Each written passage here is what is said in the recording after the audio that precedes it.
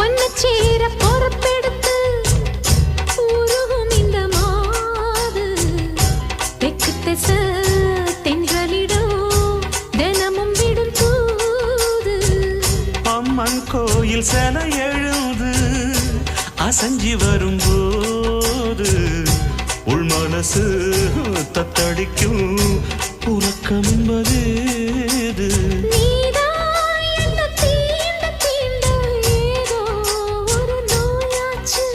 நான் தான் உன்னை சீண்டி சீண்டி பார்த்து ரொம்ப நாளாச்சு